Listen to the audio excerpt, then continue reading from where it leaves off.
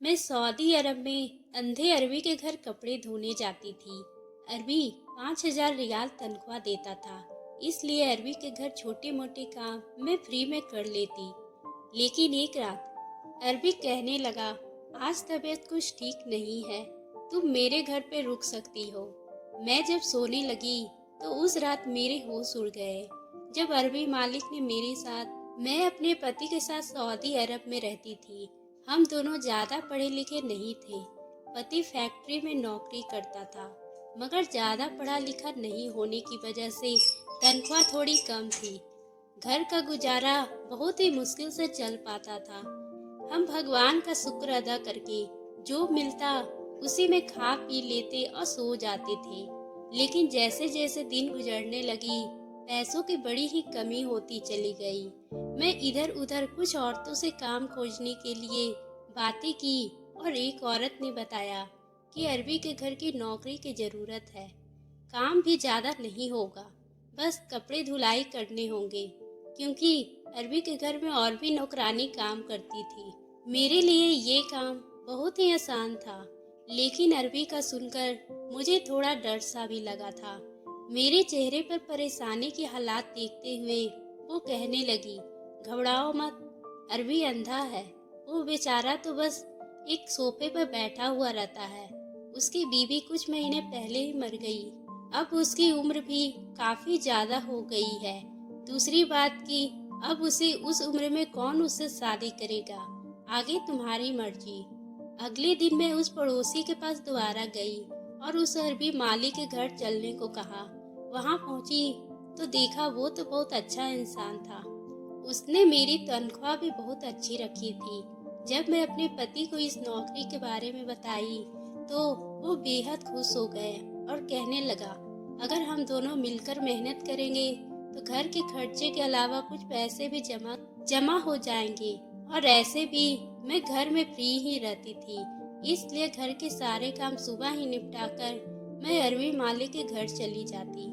उस अरबी मालिक की एक छोटी सी बेटी थी, यही कोई 7 साल की, लेकिन घर की और बाकी नौकरानी उसे ज्यादा ध्यान नहीं देती थी।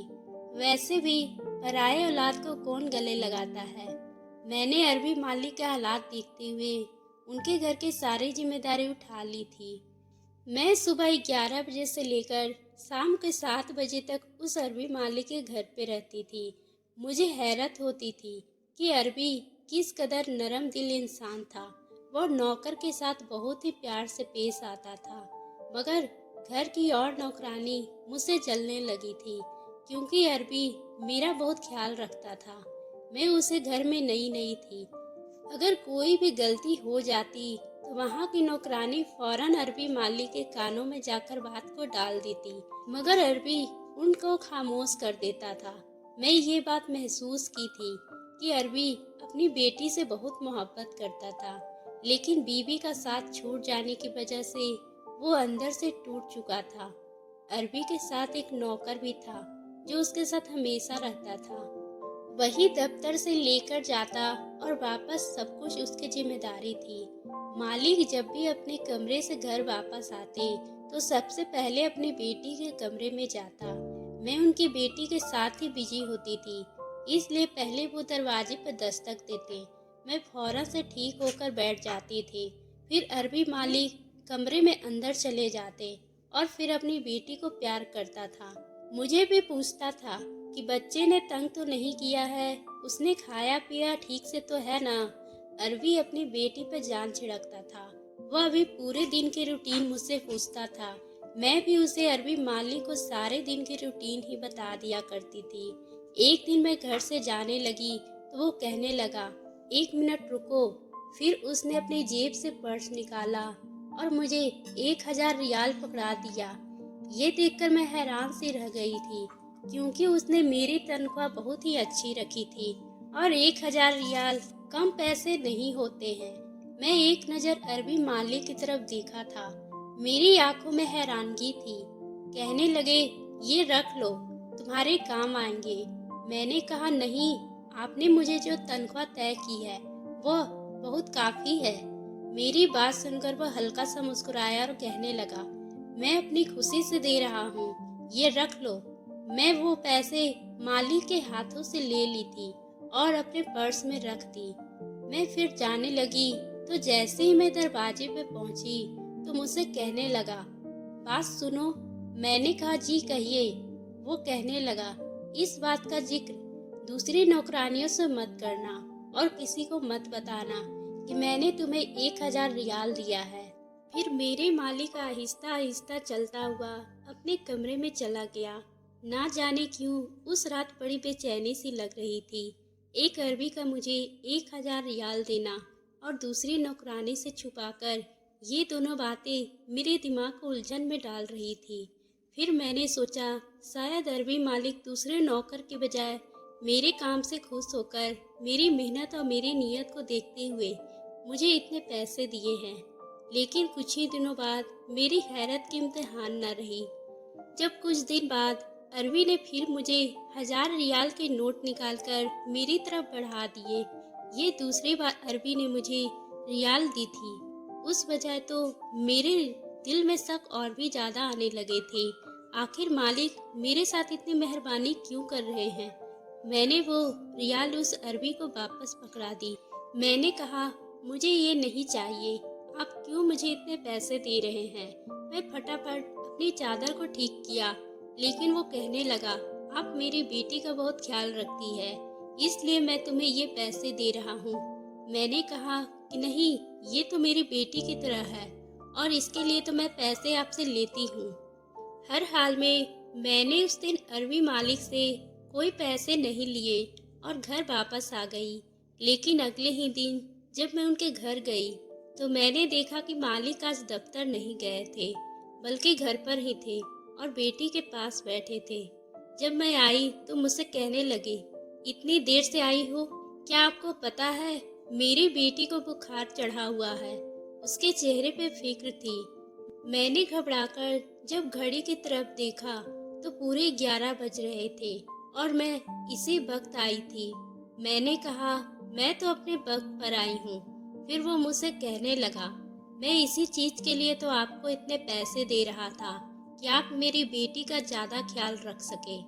देखो, सुबह से उसको बुखार है, इसलिए मैंने आपको हमेशा के लिए नौकरी पर रखा है, ताकि घर के साथ साथ मेरी बेटी को अच्छे से देखभाल भी हो सके। मुझे नौकरानी तो और भी बहुत मिल जाएगी। आपको इसीलिए नहीं रखा है कि आप 11 बजे तक आए और मेरी बेटी बुखार से जलती रहे। मैं फटाफट उस अरबी की बेटी को अपने पास बिठाया और थोड़ी ही देर बाद ड्राइवर डॉक्टर को घर लेकर आया। मैं समझ गई थी कि अरबी मालिक के पास बहुत पैसे हैं, जो अरबी ने डॉक्टर को घर बुलाया है। डॉक्टर के जाने के बाद मैं बच्ची को दवाई पिलाई और उसके पास बिस्तर पे लेट गई, क्योंकि मुझे अरबी ने कहा था कि जब तक बच्चे ठीक ना हो जाए आप घर मत जाइएगा। सारे काम छोड़कर इसी बच्ची पर ध्यान देने लगी। पूरा दिन मैं बच्चों को संभालते संभालते मैं घनचक्कर सी बन गई थी। कभी उसे दवाई पिलाती तो कभी उसे खाना बनाकर देती, मगर बुखार की वजह से वो बहुत ही चिड़चिड़ी सी हो गई थी, वरना वो तो मेरी बात मान लेती थी। लेकिन आज तो जैसे तंग किए जा रही थी। मैं रात तक बिल्कुल थक चुकी थी।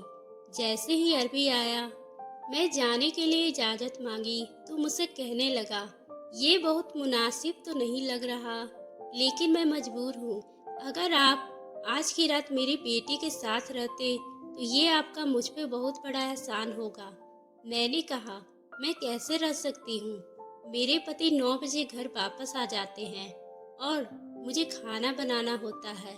ये सुनकर अरबी के चेहरे पर अजीब सा अंदाज आ गया था। कहने लगा, क्या आप शादीशुदा हैं? मैंने कहा, हाँ। मेरा जवाब सुनकर अरबी के चेहरे पर गुस्सा आ गया था। फिर एकदम से उसने बात बदल दी और कहने लगा, आप अपने पति से कह दें कि एक रात के लिए आपको यहाँ रहने दे, क्योंकि मेरी बच्ची आपसे बहुत ज़्यादा लगाव कर चुकी है। रात भर मैं कैसे इसे संभाल सकता हूँ? फिर आप इसकी दवा के बारे में भी तो अच्छी तरह से जानती है। मैंने कहा, ठीक है, मैं अपने पति से पूछ लेती हूँ। मैं मोबाइल निकाली और अपने पति से पूछा तो मेरे पति ने कहने लगे, ठीक है, तुम आज की रात वहाँ रुक जाओ, मैं खाने पीने का इंतजाम कर लूँगा। रात भर मैं इस बच्ची को संभालती रही और अगले ही दिन बच्चों की तबीयत काफ़ी हद तक ठीक हो चुकी थी।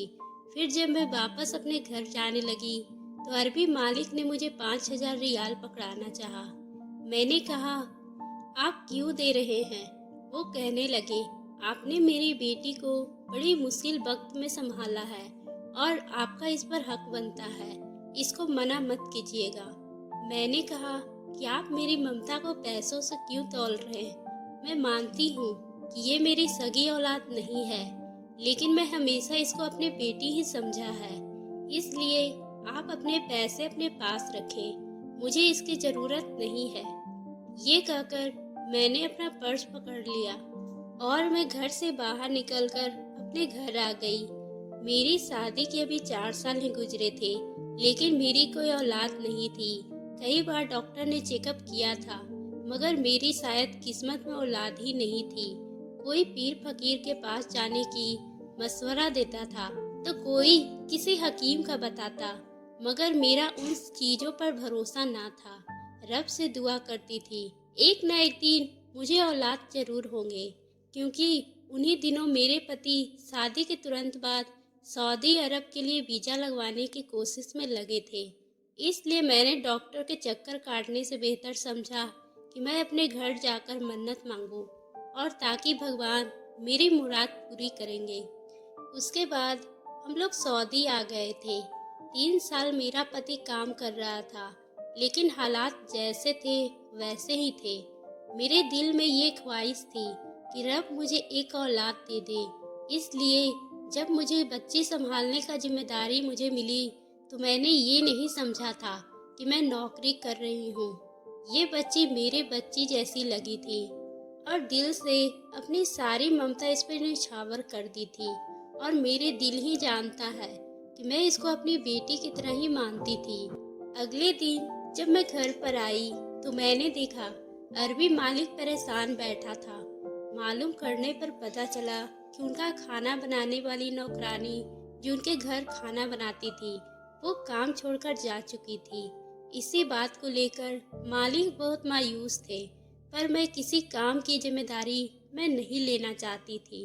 अरबी मेरी तरफ अजीब सी नज़रों से देख रहा था। मैं जानती थी कि वह क्या चाहता है, लेकिन मेरा अपना घर था और पति था।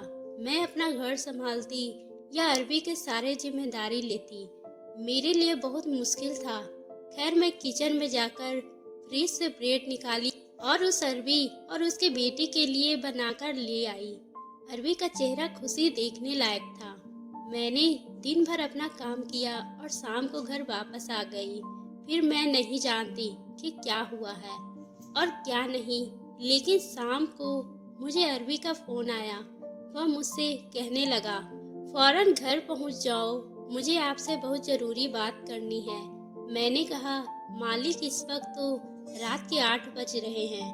वो कहने लगा, मुझे आपसे जरूरी काम है, आपका आना बहुत जरूरी है, आप फौरन मेरे पास आ जाएं। मैं अपने पति को बताया तो कहने लगा कि नौकरी छोड़ दो, ना जाने क्या चाहता है। मैं अरबी के घर जाना चाहती थी, मगर मेरा पति का रवैया पहले ही दिन से बदलता हुआ था। हालांकि उसने मेरे साथ कोई बात नहीं की थी, लेकिन शायद अंदर ही अंदर उनके दिल में शक भी जन्म ले रहा था। मैंने कहा, हो सकता है उनकी बेटी का फिर से तबीयत खराब हो गई हो। मेरा पति नहीं माना। मैंने दोबारा अरबी को फोन किया और उससे साफ बता दिया कि मेरा पति मुझे जाने की इजाज़त नहीं दे रहा। आपको जो भी काम है, आपके पास चौकीदार भी तो है, जो भी काम है आप उससे करवा लीजिए। तो मालिक कहने लगा, चौकीदार आज छुट्टी पर है, वरना मैं खुद चलकर आपके घर आ जाता और आपके पति से भी मिल लेता। मैंने कहा, देखिए मालिक, मैं अपनी नौकरी की वजह से अपना घर बर्बाद नहीं कर सकती। उससे पहले कुछ और कहता। मैंने फ़ोन बंद कर दिया, मेरे पति को खाना दिया और हम लोग सोने के लिए लेट गए। लेकिन मेरे दिल में बार बार एक ही सवाल पैदा हो रहा था, आखिर ऐसा कौन सा काम था जो अरबी मालिक रात के वक्त मुझे बुला रहे थे। मैं अरबी पर शक नहीं करना चाहती थी, क्योंकि वो अंधा व्यक्ति था और वैसे भी उन्होंने आज तक मुझसे कोई गलत बात नहीं की थी। मैं सोने की कोशिश करती तो बार बार उनकी बेटी का चेहरा आंखों के सामने आने लगता। कहीं उसकी बेटी को कुछ हो न गया हो। मैं जानना चाहती थी, मगर पति की वजह से मैं खामोश लेट गई थी। लेकिन बार बार एक ही बात सता रही थी कि कहीं मालिक मुझे इस नौकरी से निकाल न दे। अच्छी भली रकम मिल रही थी, जिसे अब हमारे घर के हालात बहुत अच्छे हो गए थे।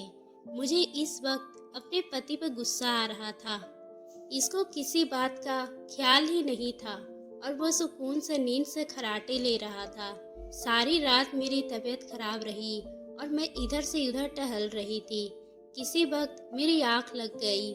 सुबह पति ने उठाया तो मैंने कहा वह किचन में जाकर खुद ही नाश्ता बना ले, क्योंकि रात जागने की वजह से मेरी तबीयत बहुत खराब हो रही थी। 12 बजे के करीब मैं जब सो के उठी तो पति काम पे जा चुके थे। मैं तैयार हुई और नाश्ता करके अरबी के घर की तरफ चल पड़ी, लेकिन वहां पहुंचते ही मेरे होश उड़ गए। अरबी के घर के बाहर काफी सारे लोग जमा थे। मैं जल्दी से पति को फोन लगाया और अरबी के घर पर आने को कहा। थोड़ी देर बाद मेरा पति वहां पहुंच गया। अरबी के घर के बाहर काफी पुलिस मौजूद थी। मैं घर के अंदर गई तो सब नौकर दहाड़े मार के रो रहे थे। मालूम करने पे पता चला कि अरबी मालिक और उनकी बेटी रात को घर पर अकेले थे और उनकी बेटी की तबीयत बहुत खराब थी, तो बार बार वो मुझसे मिलने को कह रही थी। शायद इसलिए मुझे बार बार फोन कर रहा था, लेकिन होने को कौन टाल सकता था। और अपनी बेटी की खातिर खुद मुझे बुलाने के लिए मेरे घर आ रहे थे, क्योंकि मेरे और अरबी के घर का फासला कोई बहुत दूर नहीं था।